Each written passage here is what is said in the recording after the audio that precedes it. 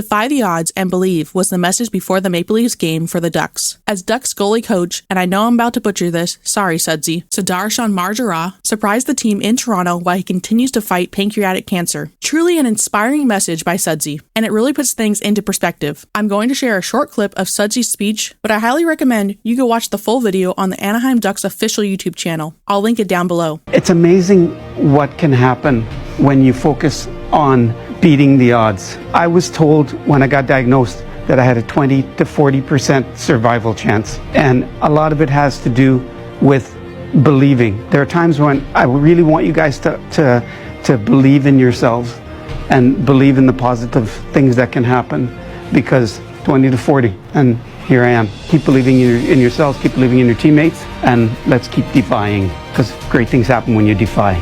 Thanks, guys.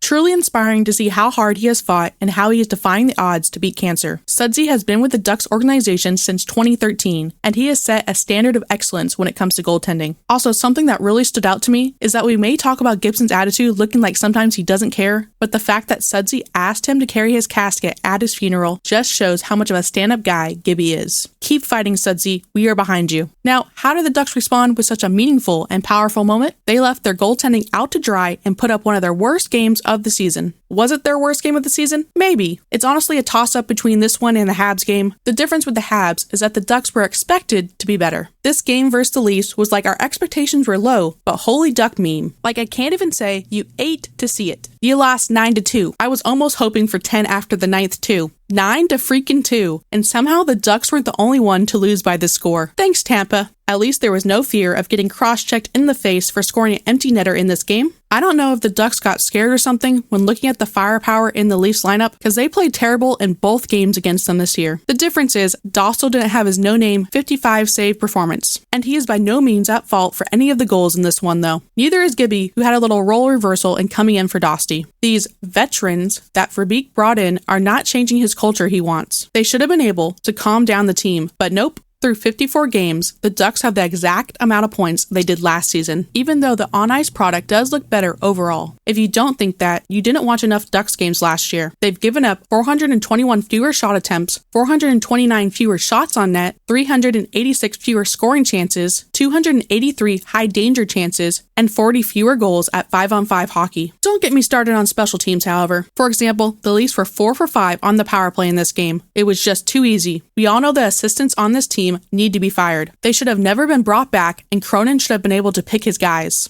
The shine of head coach Greg Cronin has worn off, and while he has made improvements, the lack of discipline from this team is concerning, and his inability to make adjustments is dumbfounding. From continuing to have guys like Ross Johnston in the lineup, who is supposed to be intimidating, but he continues to be laughed off by opposing teams, to not putting your players in roles to succeed. You can blame lots on this season's injuries, but at some point, the lineup is nearing full health. Knock on wood. And yet, suboptimal lineups are still being put out there. I'm fine with bringing Crow back for one more year with his own assistants and see what happens. But after that, I don't know. He is lucky he isn't in a bigger hockey market. Some tidbits from the Leafs vs. Ducks game, because there is no way I'm breaking down every goal in this one. Like, it got so bad, we were posting dog pics in our Discord to make us feel better. Also, shout out Ducks Twitter, or X or whatever, for stopping posting the score updates after 6-1. Leo Carlsson was tasked with matching up against Matthews at the start, and he definitely had another welcome to the NHL moment. It was really never a question of if Matthews would score, it was when and how many. He ended the night with a hattie in just a little over 15 minutes into the game, and 2 assists too, as he continues his historic season. Apparently, the Leafs were fired up for this game because Radko Gudas said he couldn't believe that Leafs Nation are still talking about this photo. Steve Dangle made sure to mention that a bunch in his recap video. For some reason, he left out the fact that Gudas dominated Domi in a fight. But how about you talk about that? The refs were awful, per usual, and it would not have affected the outcome of the game, but when we get some consistency with the reffing, because it's always one rule book for the Ducks and a separate rule book for everyone else.